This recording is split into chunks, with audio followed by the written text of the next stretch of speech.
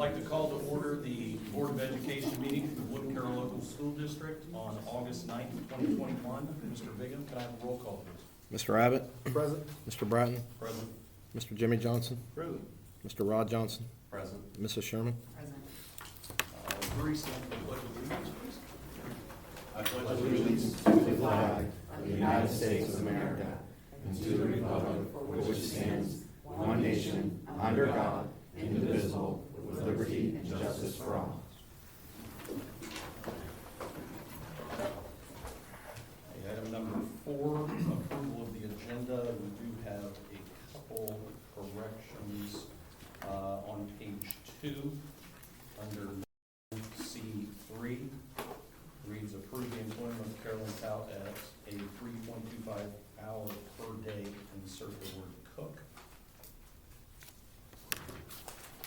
And on page 3, the bottom of the page, 9C8X, there, Marcy Walters, strike that, please. I believe those are the only updates. Anybody see anything else? Yes, sir. Can I get a motion, please? So moved. Second. Motion made by Mr. Abbott, seconded by Mr. Rod Johnson. Can I get a roll call, please? Mr. Abbott? Yes. Mr. Rod Johnson? Yes. Mr. Jimmy Johnson? Yes. Mrs. Sherman? Yes. Mr. Bratton? Yes.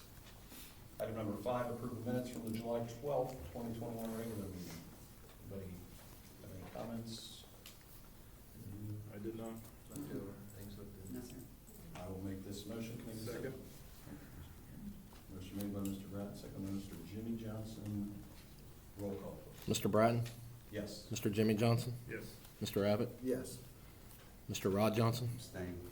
And Mrs. Sherman? Yes. Okay, item 6 is public participation. Just a reminder, citizens granted permission to address the board shall speak no longer than 3 minutes at one time, except for by consent of the majority of the board members present. A maximum of 30 minutes of public participation may be permitted at each meeting. The Board of Education policy requires that individual names not be used as part of a complaint or concern being stated to the board during the public participation part of the agenda. The board rests in its president the authority to terminate any remarks which may be defamatory, abusive, or otherwise cause undue interruption or interference with the orderly conduct of business. First up tonight, we are going to have the curriculum update by Mrs. Randall. I have for you just 2 handouts, just sort of to guide through the conversation. Jen, if you'll pass those around. And one is a data packet, because I want to go over our state test data and let you see a little bit about how our students did in regards to performance on the state test, but more importantly, the impact that we're seeing in regards to the pandemic and what's happened over the past year and a half. So that's one thing. That's where the bulk of my little presentation here will be. And then just give you some quick updates on what's new for the upcoming school year. And then I want to share a little bit about the poly profile that we did in 2019 and what we have in store for that here in the future. So first, Mr. Hunt has the slides up here for us. I want to go over our state test data, and I think this is really important for us to gauge the impact of what has taken place and how our kids have done. I'm going to break it down. You have 4 sheets here, but again, it'll be up here. We're going to look at state test data. Then we're going to break it down into the county to look at the comparison around Fairfield County to see our performance with the same piece of data.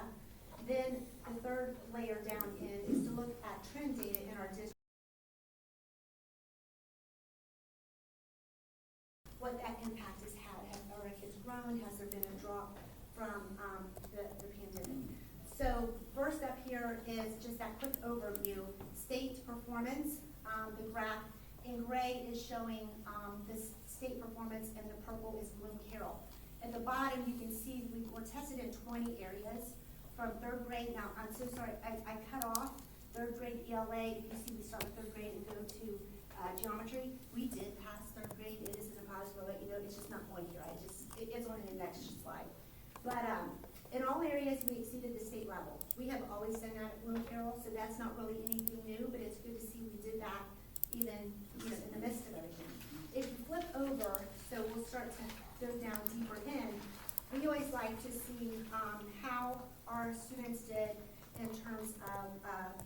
performance and across with the other county schools. So as you can see here, we have across the top the same 20 areas that were tested in grades 3 through up through high school American government, and then the different school districts down the side. Clear Creek, Burn Union, BC, Burn Union, Fairfield Union, Lancaster City, River Union, Pickerington, and along that scores I did not have. But if you go across, since this is up here, the BC column, the highlighted areas, I took the chart and the percentage that is the highest in all those tested areas was highlighted in green. You can see Bloom Carroll had 10 of the 20 areas that we had the highest performance in. And even though the scores look low, we're not used to scores being, in the 60s, 50s even, we were at the highest. The yellow box highlighted indicates the second highest. So if you go across Bloom Carroll's column, you can see that we had 10 of the highest and 6 areas of the 6th highest, meaning 16 out of 20, we exceeded well. And the areas that were just not highlighted here, they were really the top third or fourth place. So we did an outstanding in that sense. We have always exceeded the county in the sense of performance. But what I think is great in a sense of what this tells us is that, our teachers have always performed well. But, and some people think, well, you got that rhythm, so of course you're going to keep doing that. But last year and a half, everybody's little bag of tricks got tipped upside down and reshuffled. And everybody had to get really innovative. And our teachers again, and our students again, jumped right back up to the top. So I think it shows a lot about the culture of our district, of our parents, of our students, of our whole team here at Bloom Carroll. So that's the district level. If you flip one down, this is where it starts to get a little more like people are like, I don't want to go this deep, but this is where the story really starts to me in terms of the pandemic. This is we're just breaking down 2 areas, math, ELA, and math. And what we do is in our district meetings, data meetings, we start to look at trends. So we listed here the spring results from 17 up to 21 listed, and you want to start to follow, we color coded it, so it'll make sense here when let's look at 8th grade in yellow. In spring 2021, 8th grade they performed at 70%. That's low typically for us. That was the highest in the county, above state average. But you go down in 2020 when they were in 7th grade, we had no scores. There's nothing there, so we really have nothing to gauge off. So you got to go back to spring of 2020 or 19. They stayed steady. That was one of our groups that really stayed steady. You can look here, 83 we dropped, but we can go back and look why and conversations. But you start to look at these trends. So we do this in ELA, we do this in math. And I wanted, if you flip to the last page, it's the same information but in a bar chart, which I like bar charts because I'm more visual. I'm so glad you copied these. This is much better. Is that, now this is a little weird because, let's see, this is the 5th grade cohort where we're looking at kids that were in 5th grade in 2021. They were at 81%. This gap here, typically you don't have a gap, in your bar charts, but we had no data. When they were in the blue, says 3rd grade, the 70%. We showed growth in our 5th grade. So during all of this, they showed growth. 6th grade, we stayed a little consistent, in their 4th grade year. This represents 4th grade, little gap. They stayed somewhat consistent, 67, 63. We do see a drop in 7th grade. 8th grade stayed consistent. And then this ELA, there's no gap here because we took the ELA 1 out, so it sort of messed up my chart here, but this is their 8th grade year, and this is their ELA 2 year, their 10th grade year, and you can see the increase. So that's really good ELA we did show. Now, I don't think I have to say much about the math. We went down in math across the board.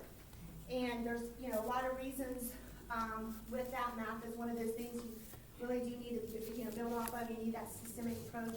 We did lose, instruction time. Our instructional day was shortened last year. We brought in 2 new programs last year that we had purchased prior to knowing we were going into the season we were entering. One was a program, Allocation, that's a reading program that helps kids with reading skills, and one was an online program to help our kids with math. We've always needed help with math. And last year, our day was shortened. We didn't get to use the math program and implement it like we wanted to. more focus on the Lexia, and we made sure we built in the time for it. So I think, there's a lot of reasons why the data says what it says, but I think that's one area that we can see.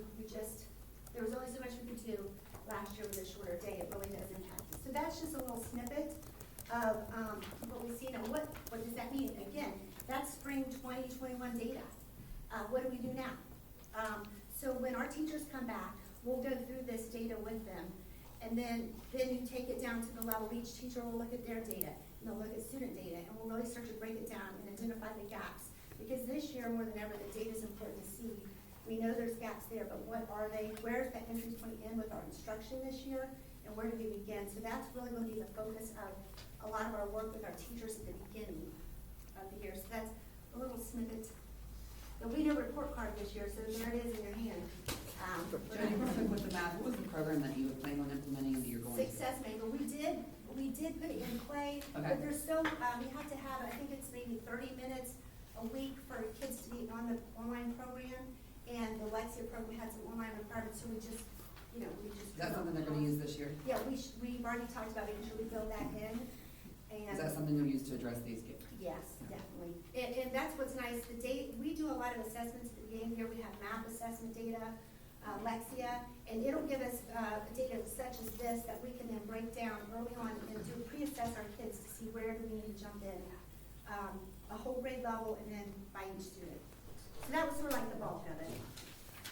But again, overall, I just think our district has done well. We always have done well, but for things to be reset and you had to sort of start a little bit in a different way, our teachers and our students and rose right back to the top. So that's great.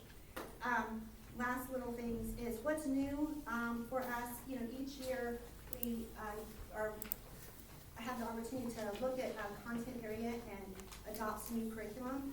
Last year was our year to look at science and see what we needed to bring in for science. So our teachers meet. We throughout the whole year have conversations. Look at it. It's a great process to go through. But in the end, we had decided in K-1-2, we did not buy a new curriculum.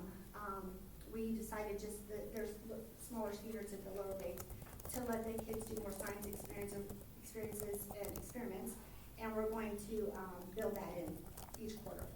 Grades 3-5, we kept the curriculum we already had, National Geographics. And we went to, there was a little bit of online component before, but we ended up buying textbooks for all kids, like the hard copies, for grades 3-5. New is 6, 7, 8. We purchased a program called Interactive Science by Sabas, and it's a digital platform. Our students will have devices this year at the middle school, so that'll be really nice. The teachers were excited about that. And at the high school, we updated the content. They had the curriculum with some new resources and bought some lab equipment. So we're really excited about science this year. We really want to encourage our teachers to do more lab work, get the kids' hands dirty, and learn by doing. New courses. I'm excited about some of the courses we have at the high school. We have Introduction to Broadcasting and Advanced Broadcasting, so that will be a lot of fun. All things theater, songwriting, which will include writing, arranging, and producing music, and a peer mentoring collective. And then the middle school, career connections, strength and conditioning, and an intro to journalism and communication, which will sort of be like a stepping stone into our broadcast program that we're starting at the high school. So that's sort of like an overview, bird's eye view of all the great things we do. Curriculum, any questions curriculum-wise? Great job. The one thing I just prior brought this where, sort of tagged over there, do some communications. We did a quality profile in 2019. It was nice when Mr. Hahn first came in. This was one of the things that he wanted us to do as a district, which was really nice. Districts were starting to do this. Districts were doing it because the only thing that was out there sort of across the state is a state report card. And they said there's more to a district than just their report card. So let's do a quality profile. So in 2019, we put this together. And, it's starting to get a little bit behind us now, and we'd like to do another one. We have great things. We're going to have a new building. And I brought it just to show you what a quality profile is, if you remember seeing this, that we're going to do it again. And I enjoyed flipping through the pictures. And when I got to the last page, I thought you, as a board, would probably like the last page, page 11, if you flip back there. And you may remember this.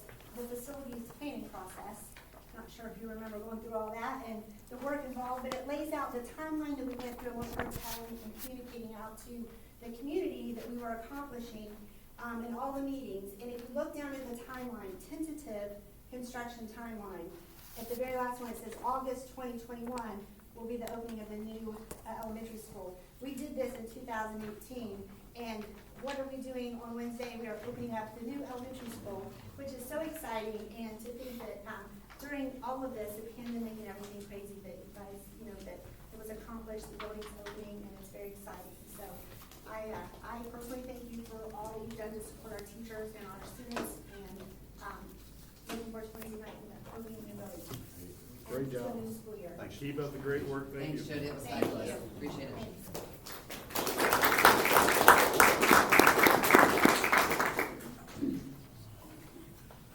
All right, we'll move to public participation. Just a reminder, try and keep it to 3 minutes so we can let everybody speak.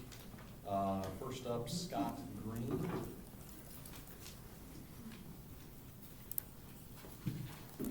Good evening, gentlemen, lady. I moved here for Bloom. One of the reasons I moved here is the school district here. We live in Lothopolis. I got 2 kids, and if I stay here long enough, a third they'll be coming to the school system. The reason I'm speaking tonight is about masks, and if you look on the list, so is everybody else. There's a very passionate debate on both sides, and I think if as mature adults, we could do a reasonable accommodation, just make it choice for the individual and family. Someone wants to wear a mask, doesn't bother me, man. Go for it. Ladies, you don't want a mask? Thumbs up for you. We should keep it that way. The kids, they don't want to wear masks. Maybe a handful of them. I can see them running around outside. They hate the mask. Talk to my kid, my middle schooler. His peers want to tear those things off every 10 seconds. He gets in trouble all the time taking his mask off. I think a couple teachers just gave up on him on trying to keep the mask on his face. But again, I would like to reiterate, please just keep it optional. I think that's the sanest thing. It appeases both sides of this emotionally charged debate. The second thing, CRT, that's one thing I will not tolerate. We do not need to be putting that in the school district. As far as I know, it's not, and I hope it stays that way. It is not education. It's not smart. It's ridiculous subject matter. And I think as, to keep the stats above the state, that would not be a subject matter that we should even ascertain in our school districts. That concludes what I have to say. Thank you. Thank you.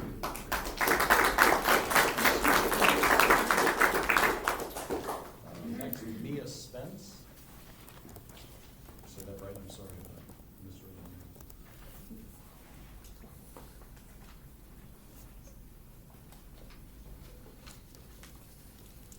I'm sure what I have to say probably will make some of you upset. I'm sorry, but I'm just going to continue with my comments. I hope that we can have a civil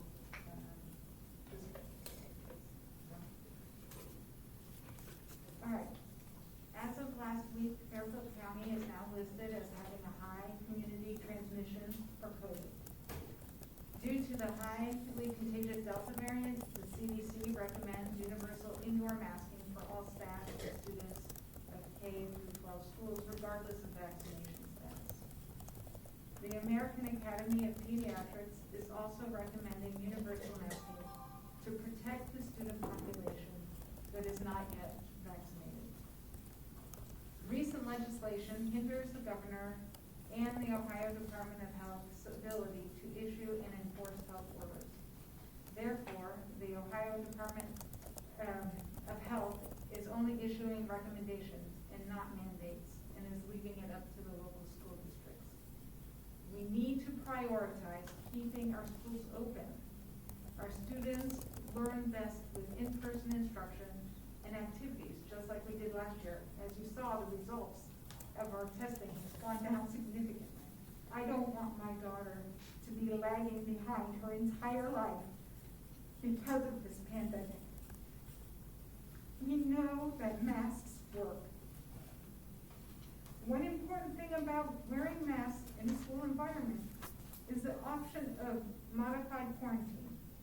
What this means is that if there is a close contact with a confirmed case of COVID, students can continue to be at school. Modified quarantine is the only option if those involved during this contact period are wearing their masks and are at least 3 feet apart. For example, I have a friend in Nashville, a state that did not have mask mandates in school last year, whose child had to quarantine 3 to 4 times during the school year and missed over 6 weeks of school. In order for our students not to get further behind, it is imperative that they have as many in-person days as possible. How are we supposed to have a normal school year with this amount of quarantining, not to mention the hardship on families to find care when their students are at home? I have had to go back to work full-time in the office. I can't be taking off time to that much time. In addition, the risk to children from COVID is very low, but it is not zero. More than 300 children have died of COVID in the United States, and it is with widespread social distancing and masking for much of the past year and a half. There are also concerns that COVID has long-term consequences that we don't know of yet. Masking is a very low-cost intervention, only a minor hassle to wear, and it does stop the spread of COVID. Please do not be responsible for not protecting our children from getting sick or worse. We need to listen to science. At a minimum, the school district should at least require all the students from K through 8th grade to wear masks until a vaccine is readily available for children younger than 12 years of age. Or at least considering putting the kids that are masked together in the same room so that those students that choose to wear a mask can use the modified quarantine and spend more time at school. Thank you. Thank you.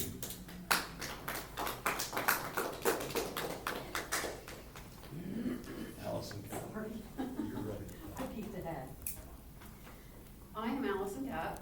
I have 2 boys here at Blue Carroll in the 4th and 5th grade. They both get to attend the new school, and we're super excited. You guys did a fabulous job getting it done in time and in budget, and we are excited about that. So I'm sorry for the disagreement and the separation that this causes. I really am. It breaks my heart. We have a great school district, and you guys have done a great job. I'm gonna go to my notes, but we appreciate you preserving our right to choose for our kids to be masked or not. Vaccines are available, masks are available, and we all get to make our choice, and I love that. That's what our country's about, and I'm thankful that that's what this school is about as well. I do know many parents are concerned about bullying and teasing because these kids are gonna look different, they're gonna be different, their parents are different. And so I just want to encourage all of you to talk to your kids, teach them that we are Americans and we do have the right to choose in this country, and people have the right to choose to wear a mask and to get a vaccine, and we have the right to choose against those things. We all have the same information. You have to dig for it, but it's out there. So do your research and make the best decision you can for your kids, but I do encourage you to talk to them because it's not okay for them to not be nice to the other kids just because they're doing things differently. God created us all to be equal, and yet we're all different. We all have our own unique life experiences that shape who we are and what we believe, and that's to be celebrated. So you guys all have very difficult decisions to make on behalf of a lot of people. So thank you for doing that. The information you have to work with has been misleading oftentimes. It's confusing. A lot of people disagree, and people feel very strongly and very emotionally about it. So unfortunately, there's no decision that you guys can make to make everyone happy. I haven't agreed with all the decisions that you have made, but I believe very much so that you are seeking to do what is best for the students, the teachers, the staff, and the families. And for this, I'm very grateful. So thank you. Thank you.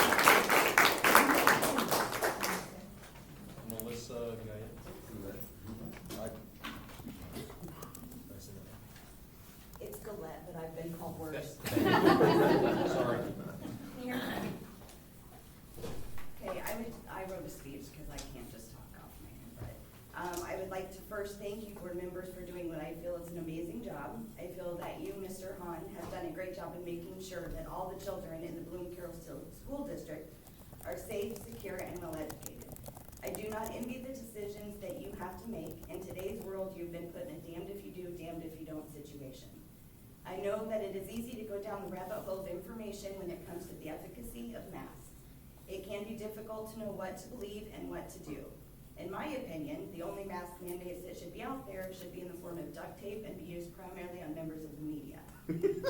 I know that I speak for not only myself, but several other parents when I say we're tired of people who don't know our children telling us what to do with them in regards to their health. We appreciate that when you're presented with the opportunity, you gave parents the freedom to make the decisions for our own children. In regards to my family, I can tell you that masks did and will continue to do more harm than good. My youngest daughter suffers from migraines, and the masks only made things worse for her. We have spent the last few years trying different things to help her combat these migraines, and we were actually to a point where we had them managed and they were few and far between. This was the case until last school year. Making her wear a mask during the school day caused her to have migraines on almost a daily basis. Now, I'm sure there'll be certain people that will say it wasn't the mask's fault and something else was going on, but I can assure you that I know my daughter and the only thing that changed was the mask. Bella went from a kid who absolutely loved school and actually used to cry on the last day because she hated it to end, to a kid who wasn't the least bit excited to get up and go. For the past couple weeks, she's been stressing and worrying because she didn't want to have to wear a mask all day and be miserable. When I told her that you had announced that masks were going to be optional, she was relieved and is once again excited about returning to school. So thank you for making my little girl, my family, and so many other families happy. Your decision to take politics out of it and leave it up to the parents to know and do what best for their children is admirable. Last year, when there was a mask mandate, it was presented to us that we had options. We could send our children with a mask or keep them at home. It really was that simple, and parents were allowed to make that decision for their family. Fast forward to this year with no mask mandates, why is that thinking not the same? Parents are allowed to make a decision based on what is best for their family. The decision this year is just as simple as last. Parents can choose to send their kids to a school with or without a mask, or maybe even consider keeping them at home. That is what is great about making the masks optional. When it comes to mask discussion, things can and have gotten nasty. I have personally received nasty messages for agreeing with and celebrating your decision. And I understand and respect that everyone is entitled to their own opinion and has the right to voice that opinion. What I have a hard time accepting is the mindset that if your opinion isn't mine, then it is wrong. I have the decency to respect other parents when they decide that their children need to wear a mask, and I would expect other parents have the same respect for my decision to not make my kids wear one. Unfortunately, I have learned that that isn't always the case. However, I believe that by you not mandating masks, you have shown that respect. I've been socially ridiculed for my opinions on the mask issue, and I've also heard nasty things said about this school board. And my response has been and will continue to be, if you have a problem or an issue, then get out from behind the keyboard and show up to a meeting. Thank you again for allowing me and no one else to make the decision for my kids.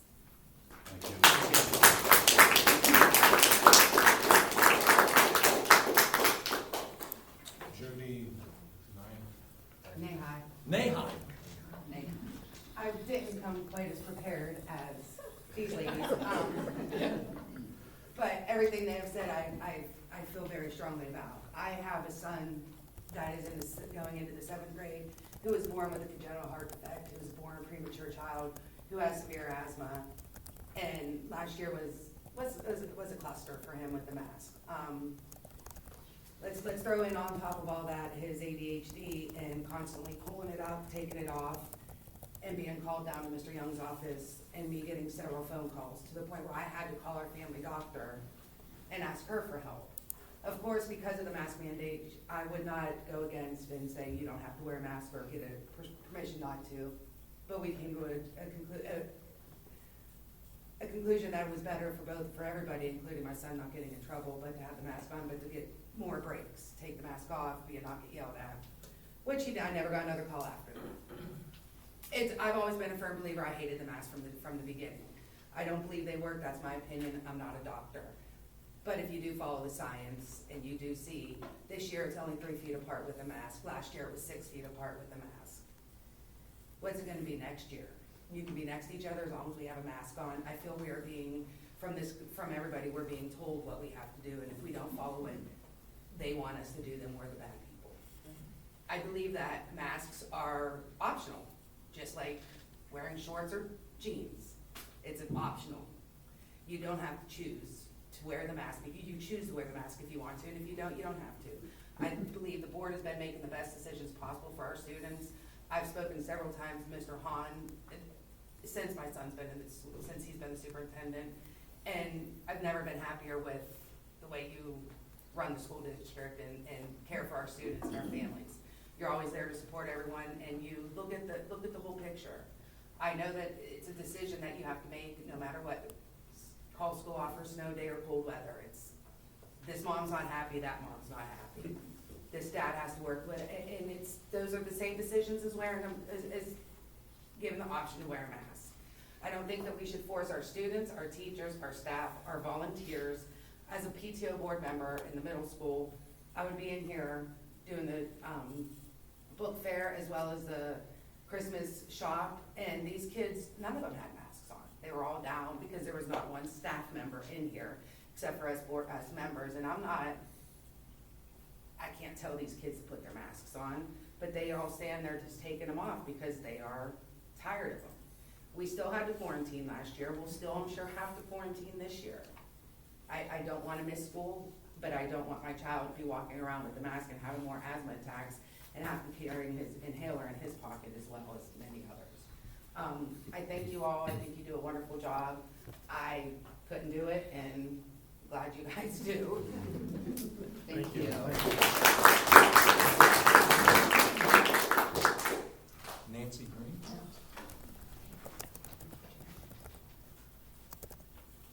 I'm not gonna beat a dead horse because everybody pretty much spoke. I don't have anything prepared. It was just a last minute decision speaking. I appreciate you guys. We moved to this district even before we even moved to the state. So people told us to come here to Bloom Carroll.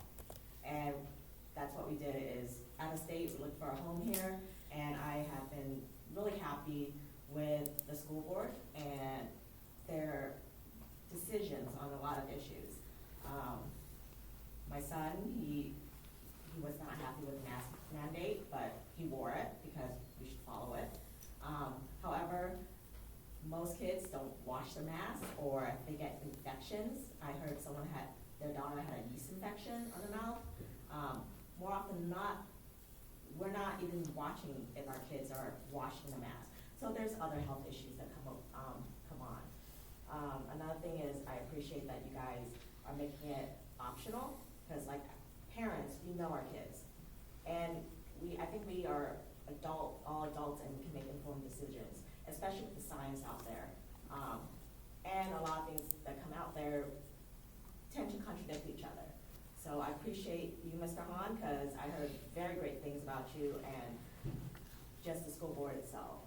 And I appreciate that even if we don't agree on everything, that we are trying our best for our kids. Thank you. Thank you.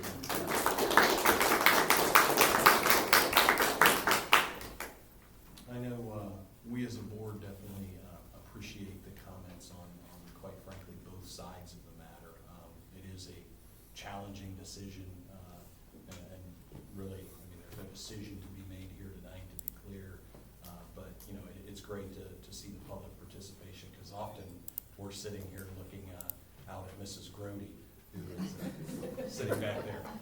There's usually one or two people here, so we do appreciate the participation from the public. It's always good to hear that rather than, again, behind the keyboard or hearsay. So thank you. With that, we'll move on to number 7, treasurer's recommendations and reports. Okay, item 7A is approve the July financial statements, total expense of $13,650,709.91, including just over $10.7 million in SCOIC expenses. Page 14 of your packet with the executive summary. Obviously, July marking the first month of the new fiscal year, so we're just kind of getting started here. But we do have an income tax collection every July, which covers April through June. So as you can imagine, you look at April through June this year compared to last year, it's extremely difficult to make what I would say easy comparisons or valid comparisons just due to timing.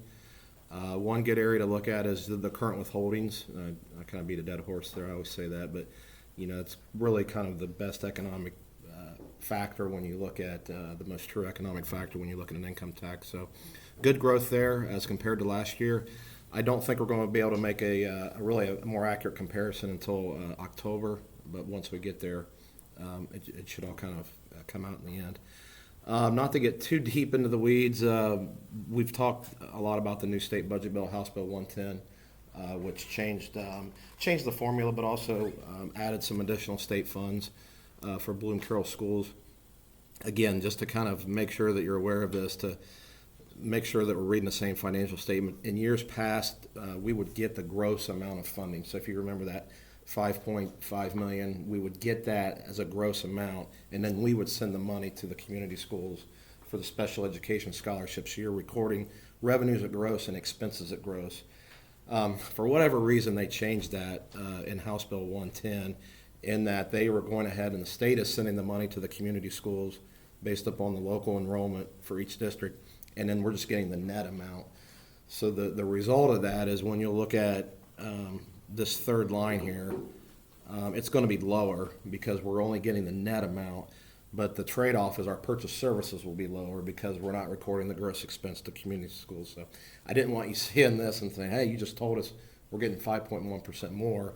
We are on a net basis, but on the gross basis here with the unrestricted state aid, you'll actually see a decrease. I just didn't want somebody looking at the financial statement and wondering why that was the case. Is there any obligation on our behalf to, what if they sent the wrong amount of funds? No, it's the state, and they basically laid that out there that they have assumed all responsibility, which in the long term it's probably good. It kind of drives me nuts sometimes trying to compare and why they slipped that change in there. But Do you see us having an audit issue later?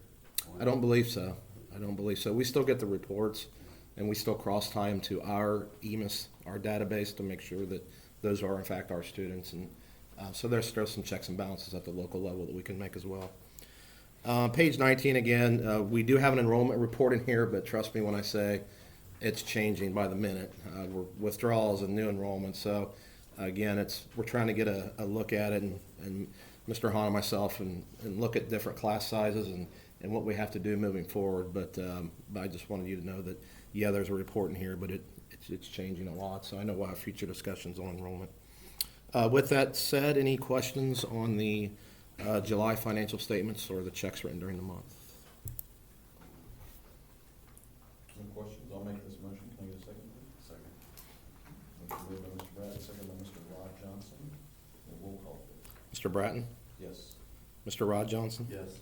Mr. Abbott? Yes. Mrs. Sherman? Yes. Mr. Jimmy Johnson? Yes. Item B is approve the allocation of the FY22 IDEA-B funds. This is a federal special education grant, and one of the guidelines of the grant is that a board has to approve it outside of the regular budget approval in a public meeting. So we're just adhering to that at this point. Has in years past. It's a very similar breakdown for how we're allocating this with intervention 3 through 5, K through 12, K through 2, and also at the high school. And then we do set aside some funds for those types of IEPs that come up if we need some services from the ESC, if we have to purchase specific curriculum or supplies to make sure that we're meeting the needs of our special education population. So again, not a lot of difference from the years past, just adhering to the federal guidelines with IDEA. Any questions? Can I get a motion, please? So moved. Second. Motion made by Mrs. Sherman, second by Mr. Abbott. Any roll call, please? Mrs. Sherman? Yes. Mr. Abbott? Yes. Mr. Jimmy Johnson? Yes. Mr. Rod Johnson? Yes. Mr. Bratton? Yes.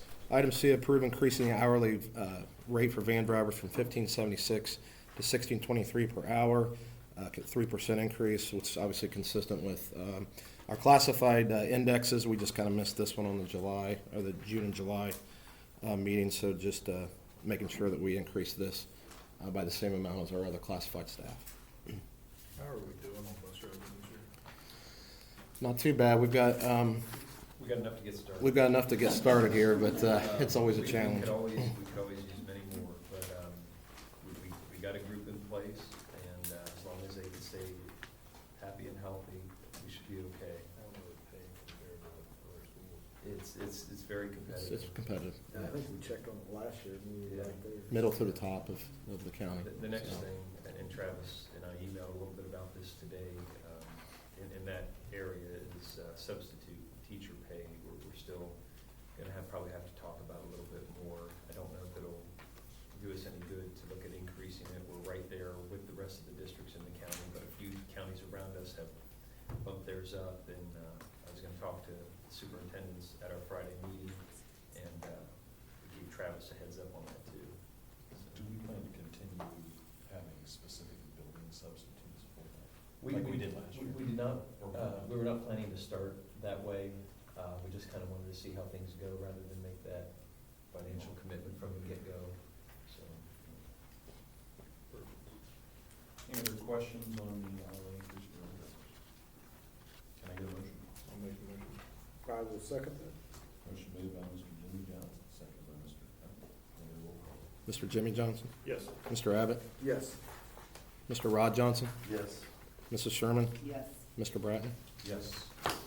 And finally, item D is approve the allocation of the June 2021 interest rebates from the qualified school construction bonds.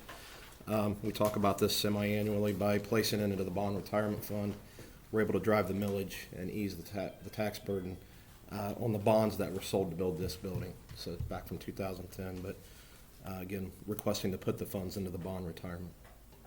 Any questions? I'll make this motion. Can I get a second? Motion made by Mr. Bratton, second by Mr. Rod Johnson. Roll call, please. Mr. Bratton, Yes. Mr. Rod Johnson, Yes. Mr. Abbott, Yes. Mr. Jimmy Johnson, Yes.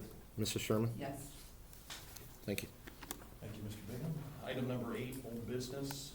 Item A, approve the following policies as presented 1 through 5.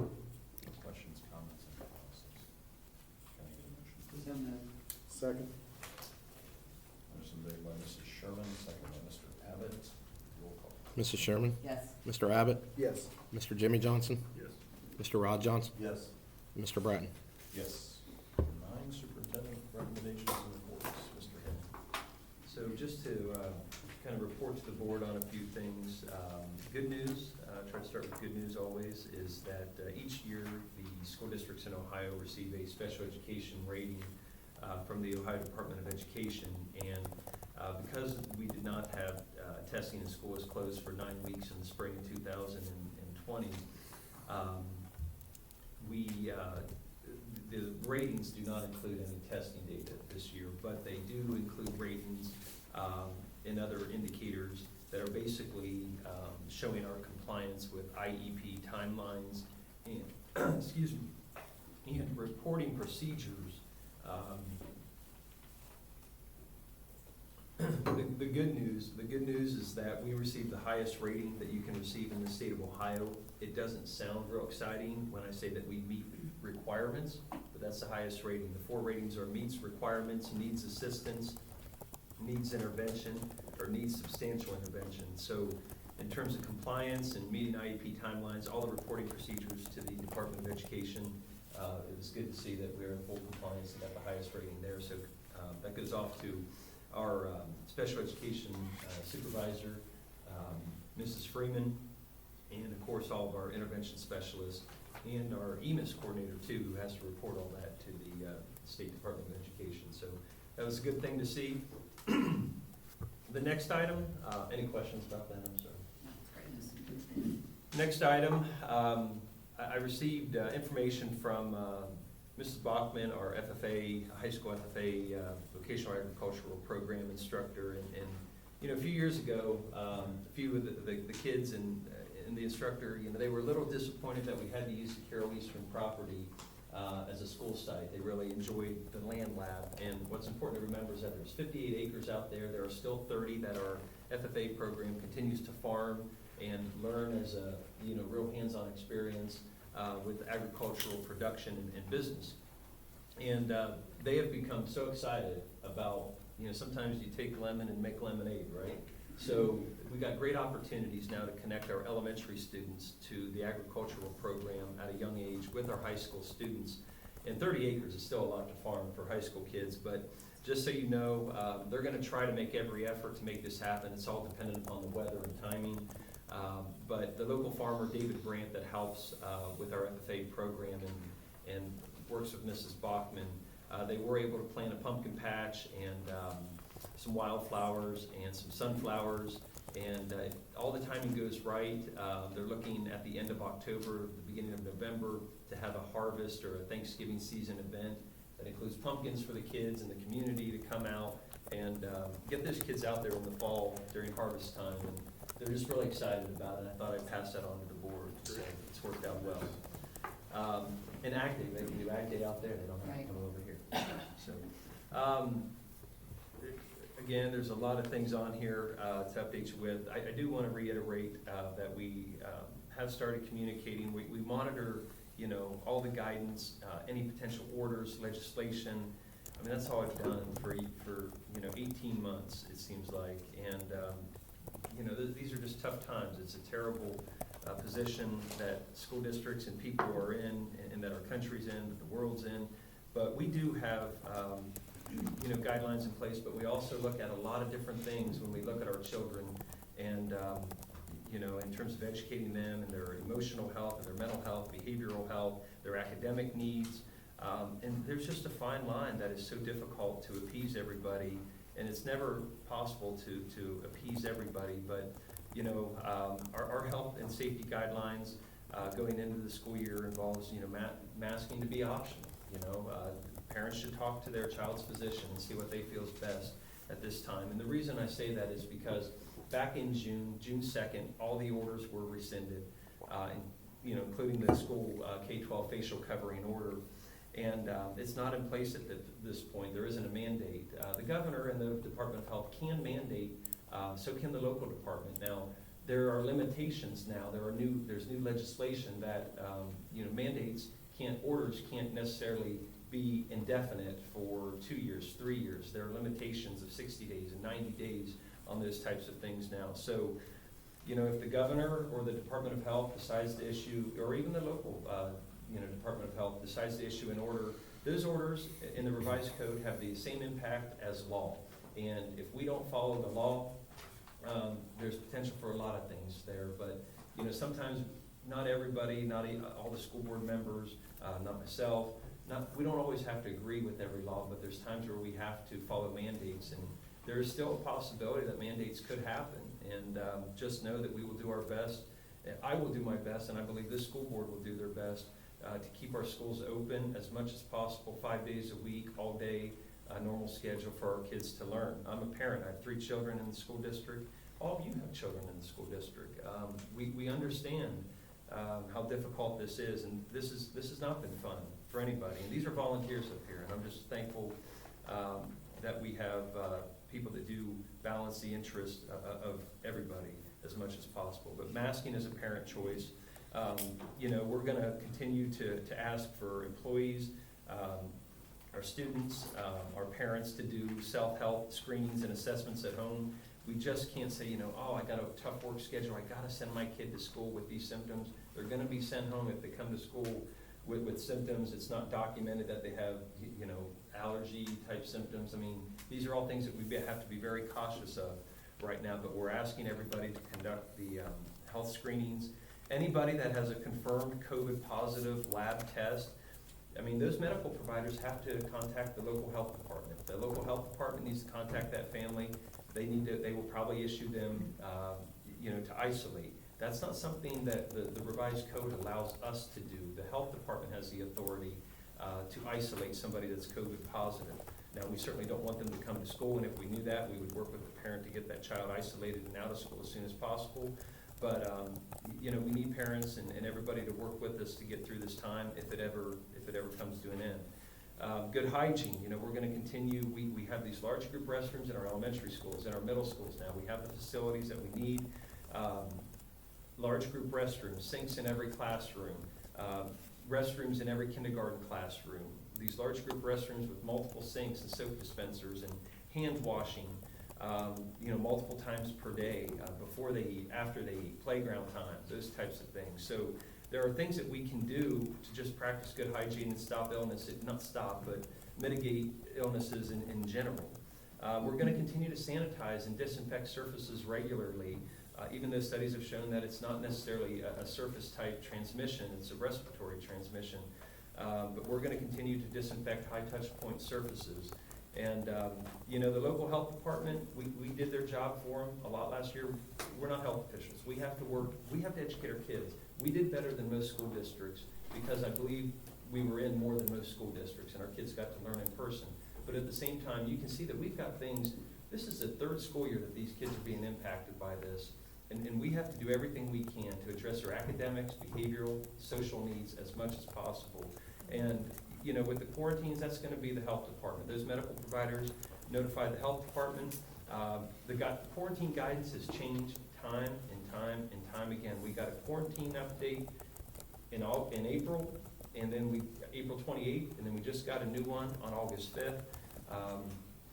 Students can continue to go to school under certain conditions, and there's also it's just continues to change, making it very difficult. But we've had other type A infectious diseases. The H1N1 occurred in the last 10 years. They didn't quarantine mass groups of people. That's influenza A.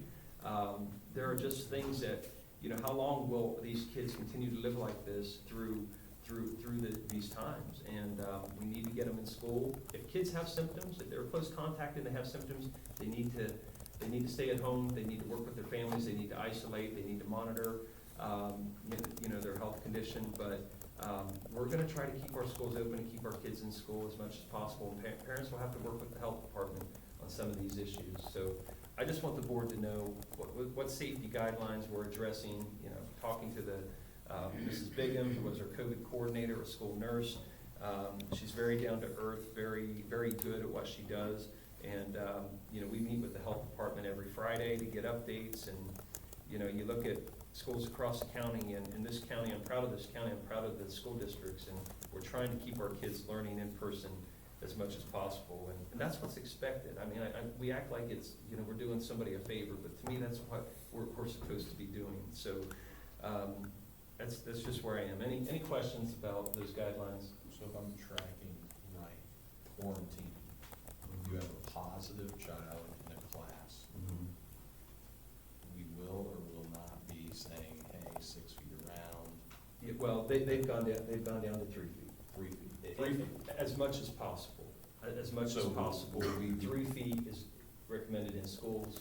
Obviously, 6 feet was ideal at the beginning.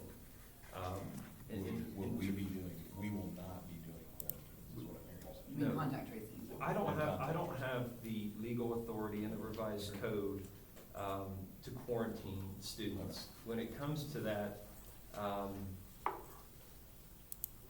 section 3707.08 of the Ohio Revised Code only grants the local board of health the authority to do that. We helped them out last year, but the amount of time that we're spending on that type of stuff and the disruption from instruction is incredible. And the Department of Health, they need to kind of take care of that there. The medical providers on a positive test are required to notify the type A infectious disease to the health department. The health department then gets the information, contacts the individual, does the contact tracing. But there's school guidance now. There's school guidance now that continues to change and change and change. Vaccinated don't need to quarantine unless they have symptoms following exposure to a COVID positive individual. It's recommended that they wear a mask as much as possible after exposure or provide a negative test. You're supposed to monitor for symptoms, and those with symptoms stay home. The unvaccinated, if they're wearing a mask, they should continue to wear a mask, they say, as much as possible, or provide a negative test. Monitor them for symptoms. If they have symptoms that are COVID-like, they should stay home. That's where the guidance is. But the quarantines, the guidance is guidance. The orders come from the health department. So ODH can put out guidance, but the orders, the school district doesn't have the authority to quarantine people. The health department does. So we tried to help, we all wanted our schools to be open, but, you know, I don't know where this ends. Like I said, with H1N1, it's listed as a type A infectious disease, and I don't remember in my time in administration that we were quarantining students, you know, for long periods of time. They've also reduced the quarantines. If you quarantine, it's down to 7 days now. It was 14, 10, now it's down to 7, if they weren't wearing a mask and that kind of thing. So it's a moving target, and it's impossible to try to keep up with it. But that's, you know, a few other things. The vaccinations, I'm getting questions, are we gonna require vaccinations? Just so people know, Ohio law does not require COVID vaccinations, all right? Neither can we. House Bill 244 was signed by Governor DeWine on July 13th. It becomes effective October 13th. Vaccines cannot be required during emergency use authorization, which is where the vaccine currently is. When it comes to the revised code, in proof of required immunizations, COVID is not currently listed. You can see all the types of infectious diseases that are required. The other thing that people need to always remember, they worry about this, is that in the revised code, any parent that objects to or declines an immunization for reasons of conscience, including religious convictions, is not required to be immunized. Now, we want people to do what they can to help end this pandemic if they feel it's safe and their doctor says that they should do it. But the school district is not going to be mandating vaccinations for people, okay? Is that Clear. question? Okay. Other items, bottom line, if you're sick, stay home until symptoms are gone, okay? At 24 hours, fever-free. If you have a COVID positive lab test, follow the health department's orders, isolate yourself, don't come to school. That's kind of where we are. State report cards was mentioned, moving on from some of those items. State report cards will be released in October. The state will not assign letter grades or issue rankings. They will just report the data that we showed you today. Back to school communications, we have started being active this week. You know, a lot of people are seeing the news, paying attention to other districts. A lot of districts are starting earlier than we are. We don't start until the 26th with our students, but we are getting communications out about lunch information, class lists, schedules, open houses, when bus drivers will be calling. All that communication has started. Meeting with our maintenance, custodial departments, IT, transportation, food service, meeting with our administrative teams, our district leadership team. All that information is getting out there. In terms of construction, the ribbon cutting and tours is scheduled for 4 o'clock. It is not a student open house. Students will be there, but there's separate open houses for parents and students later on around the 23rd, 24th, and 25th. But this is a community event, so the community that's paying for the school can just come in and take a look at it and see the grounds and the entire facility. But I'm ready for it to be over. It's been a good project, some time, under budget. Between that and COVID, it's worn me out. So, only items outstanding there, the detention pond fence, a few minor touch-up issues to finish, backfill the posts, the holes, the playground fences, the black poly-coated chain link fence that goes around the fences. Just manufacturing, production, shipping, all that stuff is delayed. We don't need them for school to open, but they will be installed at some point here in the next month or two. It's a safe area back there, whether we have the fences up or not, so. Mr. Arnold, the pond, you have them clean it up again. They still didn't do a very good job cleaning it up. Well, I was out there all day on Sunday with So Mr. is it- Gleach. My next point, Mr. Gleach Okay. and Mark Foster. Kyle Gleach is the neighbor that owns the pet resort next door. He came, it was really neat. I was out there on Sunday just picking up some Quick Creek bags and things like that, because the storms came through, blew it all over the front. And we piled up some of it, but I declined their assistance, just told them I was enjoying the weather and picking that stuff up. And then they were persistent. They were persistent. So they came back with a trailer and helped me out. They drove around and we were throwing cardboard boxes and stuff, but the subcontractor is supposed to clean that up, but by the time that happened, stuff was gonna be all over the Greenfield Township. So we got most of it picked up, but I just wanted to thank Mark Foster and Kyle Leach, and yeah, they're not done with it, but there's bags there that have Quick Creek in them, so they gotta take those back to use them for other projects. So Carl Fell Stadium lights. As you know, the board agreed to install new lights that were over 40 years old, that were very expensive to operate and maintain. We did put in new LED lights at our athletic stadium, and that should last us long into whenever we're gone. And there was a minor issue. We got the entertainment package with the lighting and some of the old wiring that's being used. There was the gauge of it was a little bit of an issue, but they have a wireless, they have a way to resolve it with a wireless signal. So they're working on that this week, but the lights are on. They turned them on from Iowa, commissioned them, and we'll be good to go there. So. Are they gonna train someone to learn that? Yeah, we'll be able to turn that on with an app or from the press box, but we will go through a training with Musco, and, Also, did they get is it still in temporary no, service? the or- panel ended up coming in. Yeah, we got the main panel and everything's hooked up. So I also want to thank Claypool Electric. Chris Claypool is a Boone Carroll graduate and I believe 1967 graduate of Claypool Electric. He donated $1,000 to the booster for damaged products when they shut the power off and when they lost about $200 worth of product in the concession stand. So it was 800 more than needed, but just want to acknowledge Claypool Electric for that, to the boosters. That was donated to the boosters.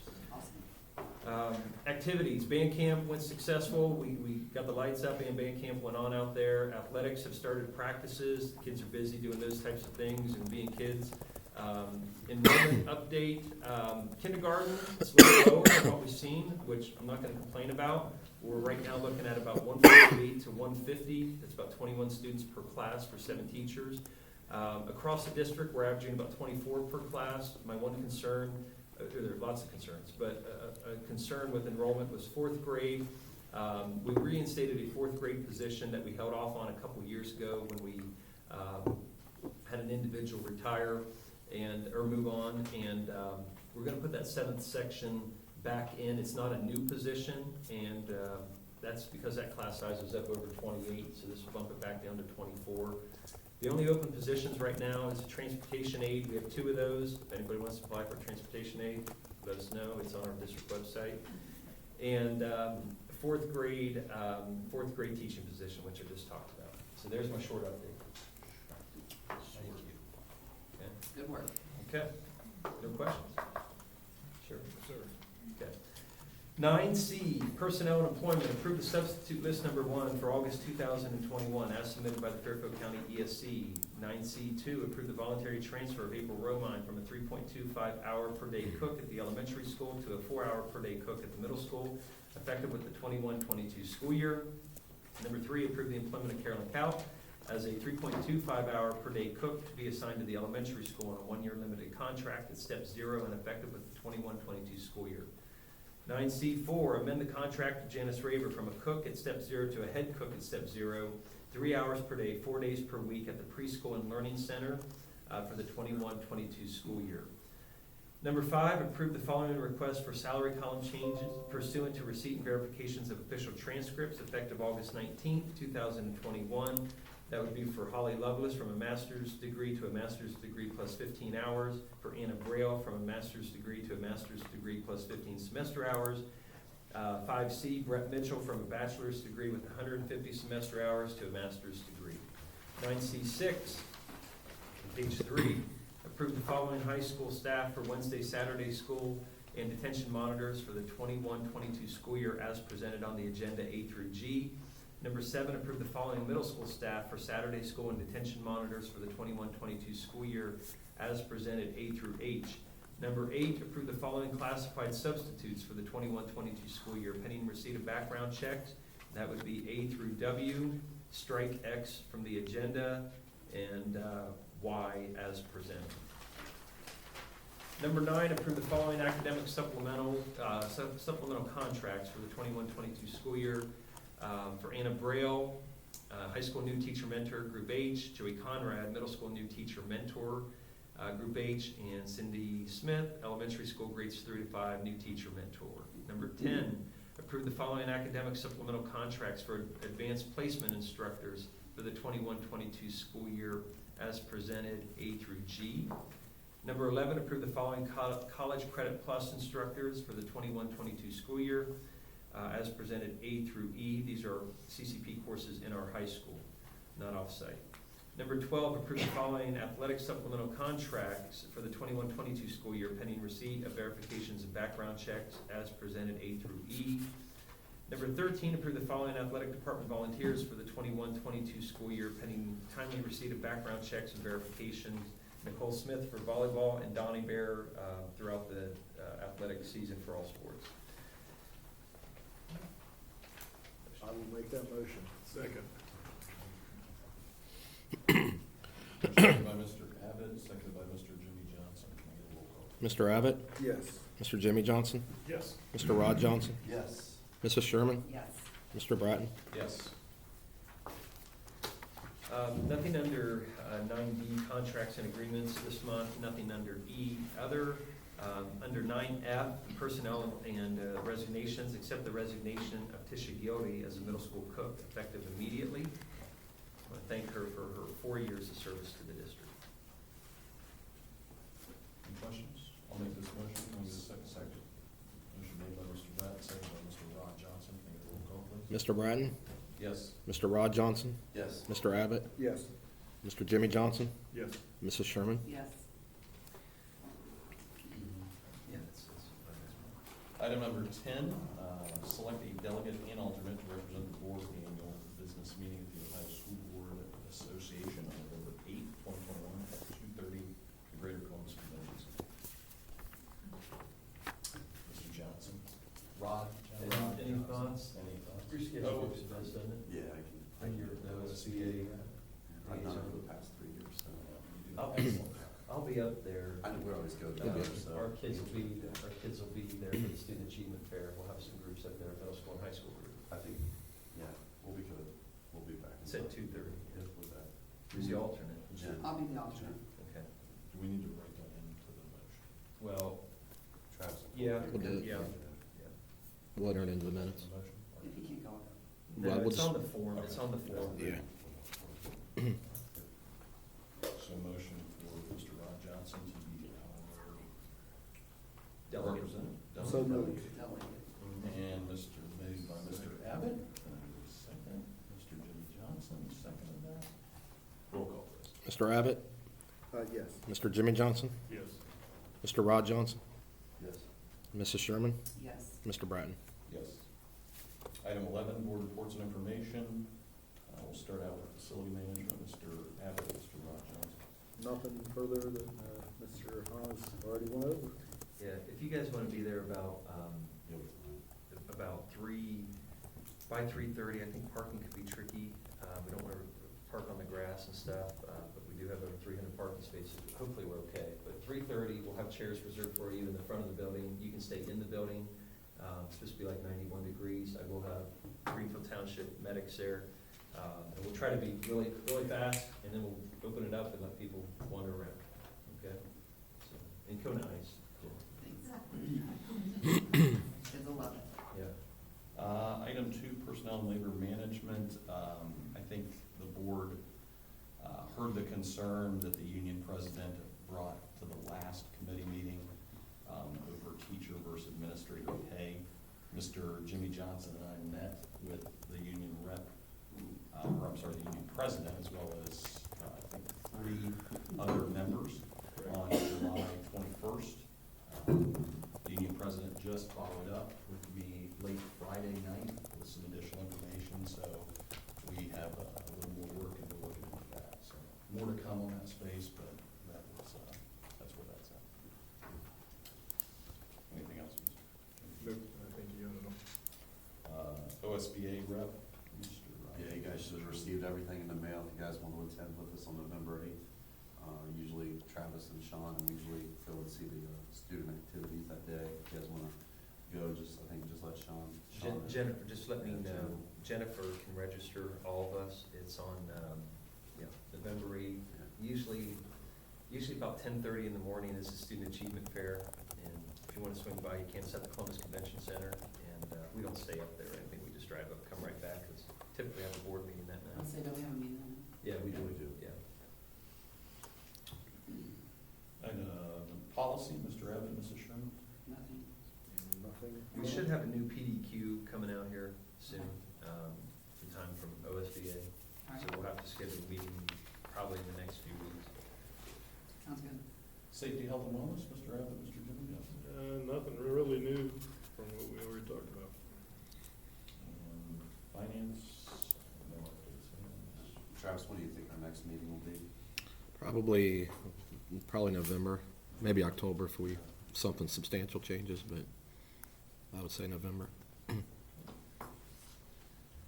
Item B, upcoming PTO Booster Board of Education meetings, August 10th, Music Booster meeting at 6:30 in the High School Media Center. August 11th, we got the Bloom Carroll Elementary School ribbon cutting ceremony at 4. August 17th, New Teacher Orientation Day. August 19th and 20th are Teacher PD Days. August 23rd and 25th, Teacher Work Days. 8/26 is the first day of school for grades 6 through 12 and grades 1 through 5 with the last name A to K. And then 8/27, the first day of school for grades 1 through 5, last name L through Z. 9/13, we've got a Board of Education regular meeting. I think that meeting is at the primary school. Oh, yeah. New- It's at the I'm sorry. elementary school. It's at the new elementary school, isn't it? Yeah, yeah, I think that's correct. So that meeting is at the new elementary school. Just our board president wasn't allowed a healthy reminder of what Tuesday. Yeah. Yes. What? And then finally, the same evening, 9/13, the athletic boosters meeting is at 7 PM in the middle school cafeteria. Item 12, adjourn or recess. Can I get a motion? So moved. Second. Motion made by Mrs. Sherman, seconded by Mr. Jimmy Johnson. Can I get a roll call, please? Mrs. Sherman? Yes. Mr. Jimmy Johnson? Yes. Mr. Abbott? Yes. Mr. Rod Johnson? Yes. And Mr. Bratton? Yes, time 7:12. Thank you, everyone, for coming. Yes, thank you very much.